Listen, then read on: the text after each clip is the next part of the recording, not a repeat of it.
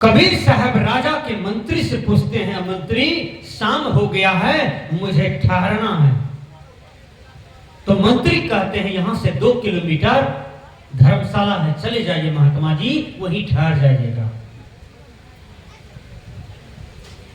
महात्मा जी ने कहा नहीं नहीं, इतना बड़ा मकान है, आलीशान मकान है, इसमें जरूर एक भी रूम खाली होगा, तुम मुझको रात भर रहने के लिए दे दो। है मंत्री, कहा ये राजा का घर है। कबीर साहब ने कहा ये तो धर्मशाला है, ये तो मुसाफिर खाना है। कहा बाबा जी दही चूड़ा खेल के ना दिमाग फेंक दिल के।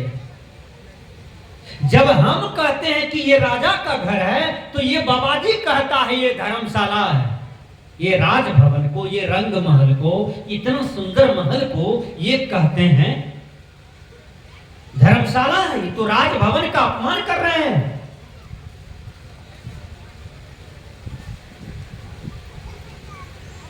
मंत्री चले गए राजा के पास, कहा राजा साहब एक महात्मा जी हट कर रहे हैं कि मुझे रात भर इसी धर्मशाला में रहना है। आपके राज दरबार को, राजभवन को कहते हैं ये धर्मशाला है।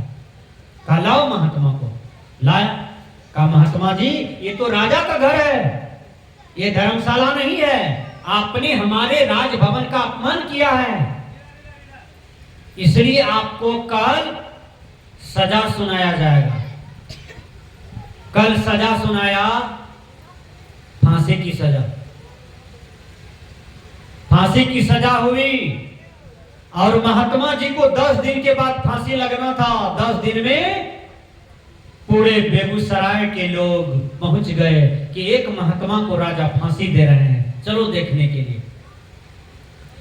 10-20 हजार लोग पहुंच गए समुच्चे बेगूसराय से, महात्मा जी को फांसी है, चलो देखने के लिए।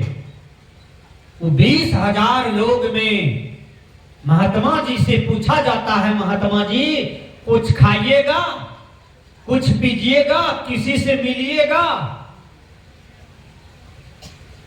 महात्मा जी ने कहा कि हमको कोई इच्छा नहीं है जीवन में। कहा तब, कहा हमको केवल बोलने के लिए दीजिए 2 शब्द।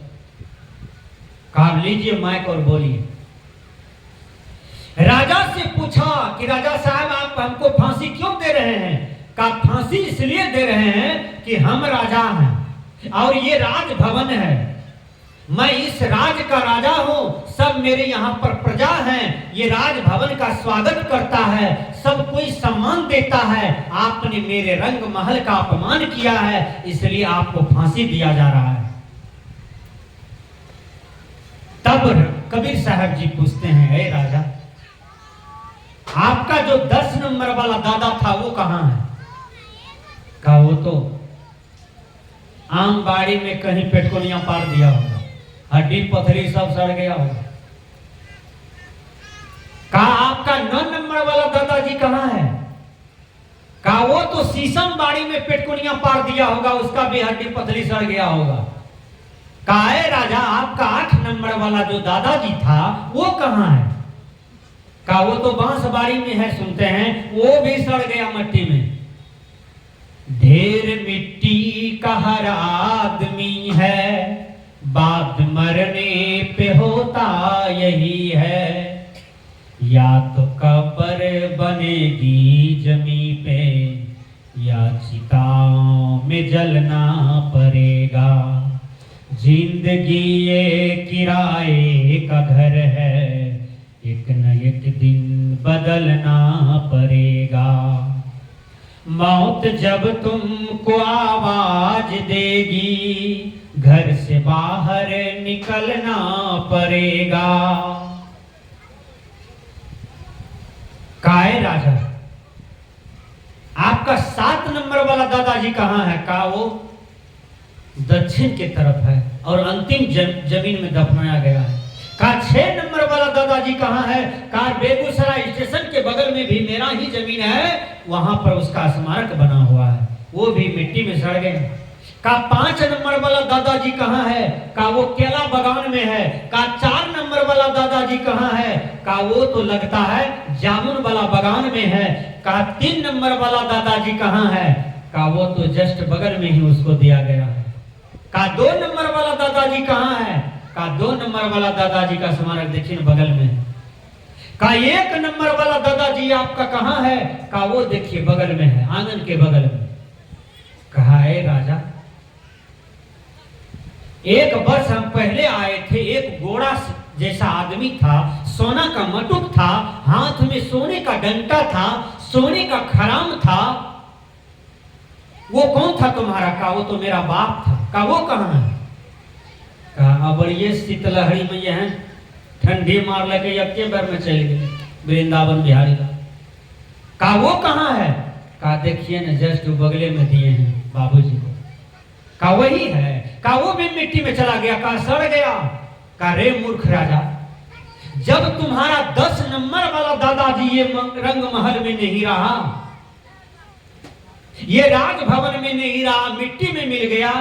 9 नंबर वाला दादाजी मिट्टी में मिल गया, 10 नंबर वाला दादाजी भी इस रंग महल को छोड़ करके मिट्टी में चला गया, और तू सोने का मुकुट का घमंड करता है, तू ये धन दौलत का घमंड करता है। इस धरती पर कितने आदमी ने धन कमाया, लेकिन जाने के काल में ये छोटी कौड़ी भी नहीं ले जा पाया, और अकेले खाली हाथ मां के गर्भ से आया था, और खाली हाथ मरने के काल से चला गया। राजा का अहंकार वहीं टूट गया, और राजा गिर पड़ता है महात्मा के चरण में। कहा महात्मा जी, मैंने अज्ञान में गलती किया, मैंने आपके साथ बहुत बड़ा अपराध किया। अरे राजा, अरे महात्मा जी, आपने मेरी अज्ञानता की पट्टी को हटा दिया है, आपने मेरे जीवन में ज्ञान दे दिया। अरे राजा, अरे महात्मा जी, आप मेरे गुरु हैं, इसलिए आप हमको माला दीक्षा दे करके हमको इस जीवन रूपी नैया को पार कीजिए। यही विधि जब भाव पार, मोर गुरु भेद दिए। खाली गए करे छो, भेद दिए। कौन सा भेद दिए? जो मंत्र आपको मिला है उस मंत्र का जपन कीजिए। एक आदमी कहता है बाबा हम शिव शिव जपते हैं। मैंने कहा बहुत बढ़िया मंत्र है। एक आदमी कहा बाबा हम राम राम जपते हैं। मैंने कहा बहुत कड़गर मंत्र है। एक आदमी कहा बाबा मैं कृष्ण कृष्ण जपता हूं। मैंने कहा बहुत बढ़िया मंत्र है। एक आदमी कहा बाबा मैं तो राधा राधा जपता हूं। मैंने कहा बहुत बढ़िया मंत्र है। एक आदमी कहा बाबा मैं जय गुरु जपता हूं। मैंने कहा बहुत बढ़िया मंत्र है। एक आदमी कहा बाबा मैं तो श्री ओम विष्णुवे नमः, मैं भगवान विष्णु का मंत्र का जपन करता हूं। बाबा क्या कड़गर मंत्र नहीं है? मैंने कहा सब कड़गर मंत्र है। तब मैंने पूछा तुम किसी का चुगली भी करते हो? कहा उसमें तो बहुत पास है। मैंने कहा किसी का निंदा भी करते हो, झूठ भी बोलते हो, कपट भी करते हो, ईर्ष्या भी करते हो, किसी जीव को दुख भी देते हो? कहा ये सब में तो हम लोग पास हैं। मैंने कहा सारा मंत्र फेल हो गया। मंत्र भी जपन करते हैं और इधर मुख में राम बगल में छुरी हैं, वक्त पड़ा तो राम राम कर रहे हैं। एक बार आंधी जोर से आ गई। मैं बचपन में बहुत बच्चा था उस समय, और लगभग 7-8 साल का था मैं। जोर से आंधी आ गई तो मेरे बाबूजी कहते हैं जय बजरंग बली जय बजरंग बली। हमने कहा विपत पड़ा है तो बजरंग बली का नाम ले रहे हैं अभी। जब सुख में रहिएगा, भर पेट रोटी खाइएगा, पैसा गिनिएगा, तो एको बार बजरंग बली की याद नहीं करते हैं। विपत्ति पड़ा है, घर हिल रहा है, टट्टी फड़क टूट रहा है, या बजरंग बली कर रहे हैं। दुख पड़ा है तो भगवान को याद करते हैं लोग, सुख पड़ता है तो भगवान को लोग एक बार भी नाम नहीं लेते हैं, भगवाने को ठगने लगते हैं। कैसा लोग चतुर है, दुख पड़ता है तो भगवान भगवान, और सुख पड़ता है जब पंसैया के गड्डी पर सोएगा तो एको बार भगवान भगवान नहीं करता है, तब भगवान ही बन जाता है। यही तो लोगों में भूल है ना, यही तो गड़बड़ियां है ना। तो सज्जनों, मैंने कहा कि सत्संग परिवर्तन प्रवर्तक स्थल है। सत्संग भी मनुष्य को बदलना चाहिए। क्या करना चाहिए? बदलना चाहिए। दांत गंदा होता है तो क्या करते हैं आप लोग? ठीक से समझिए, ब्रश करते हैं ना।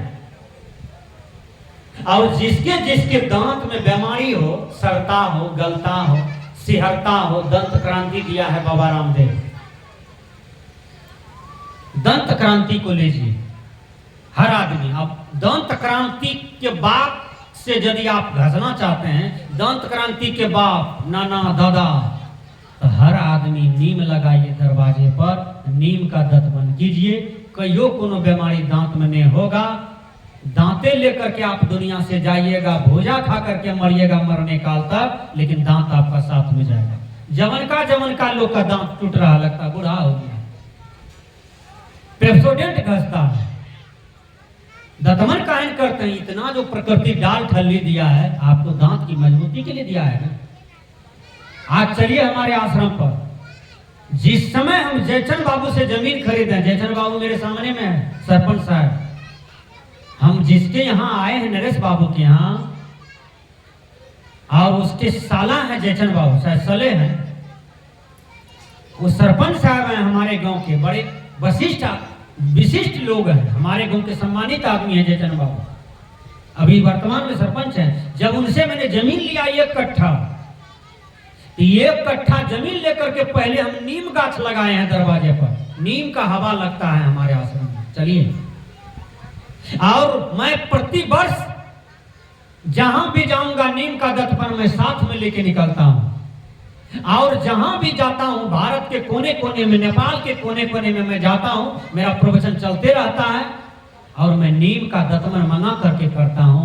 देखिए, मेरे दांत में न कोई बीमारी है, न कभी होगा, न कभी सिहरेगा, न डॉक्टर के पास जाने की जरूरत है। विचार कीजिए,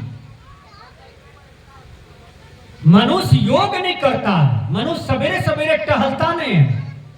देह देखिए, लगता है चुगला जैसा मनुष्य का हो गया, पेट बढ़ गया है, इधर डाढ़ा दुखाता है, इधर पेट दुखता है, इधर गैस निकलता है, माथा दुखता है, पता नहीं कितना कितना बीमारी जन्म ले लिया आपका देह में। आज रामदेव स्वामी को देखिए, लगता है कि 25 वर्ष का युवक टहल रहा है, चल रहा है। हम लोग के देह में देखिए कहीं कोई बीमारी नहीं आता है। आपको साले साल में सर्दी बुखार पता नहीं क्या क्या बीमारी आता है, हम लोगों को जीवन में कभी कुछ नहीं गिरता।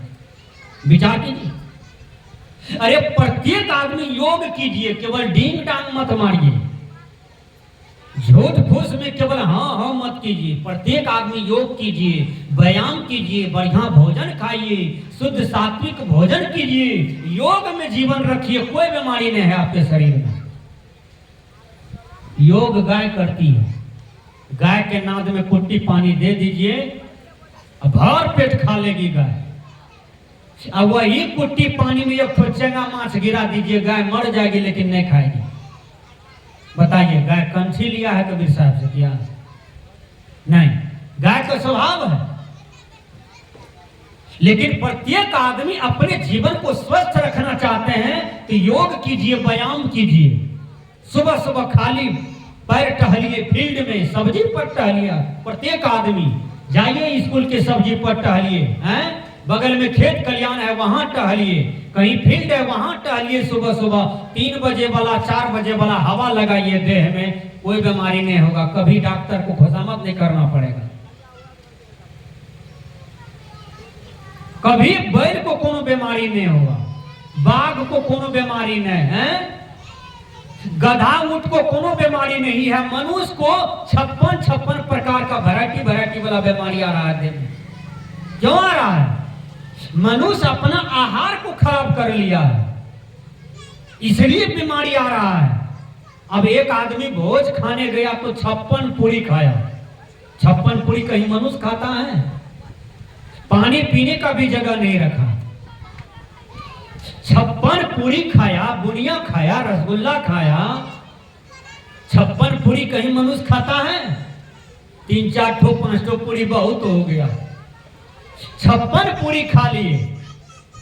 खाने का भी सीमा होता है ना, इसलिए मैंने कहा सत्संग परिवर्तन प्रवर्तक स्थल है। सत्संग में बदलिए हर आदमी। यदि जीवन आपका कुसंग में है तो बदलिए।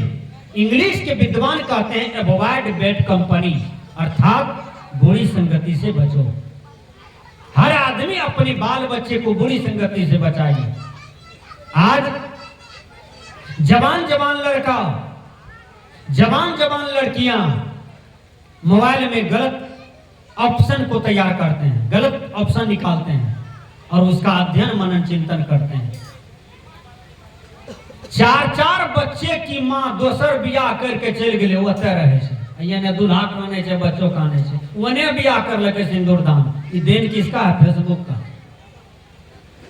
अब विचार कीजिए, अपने मन को नहीं कंट्रोल कर पाए, मोबाइल लिए मन को कंट्रोल नहीं कर पा रहे हैं, इस समाज कितना गर्त में जा रहा है। 4 बच्चे की माँ है, 4 बच्चे की बाप है, आपको ब्याह करने की क्या जरूरत है? कोई जरूरत ही नहीं है। पति है, बच्चे हैं, पूरे यहां से वहां तक पूरे रिलेशन के लोग हैं और लोग मोबाइल ले लेकर के बिगड़ रहे हैं। मोबाइल बिगड़ने के लिए नहीं दिया था विज्ञान, मोबाइल दिया है आपको साधन, जीने के लिए दिया है। लेकिन लोग घर परिवार को गुजार रहे हैं मोबाइल के चलते।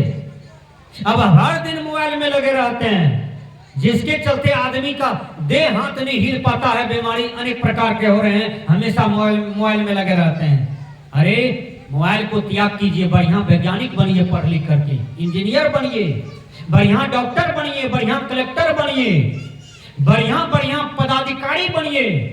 मोबाइल में सर्च करके पढ़िए लिखिए, लेकिन कोई गलत ऑप्शन निकाल करके गलत मनन चिंतन न करें, नहीं तो आपके जीवन में क्षति होगी, आपके जीवन में हानि होगी। यही सत्संग सिखाता है आपको किधर मुड़ना चाहिए, यही सत्संग आपके जीवन को बदलता है। एक काठमांडू में मेरा शिष्य है,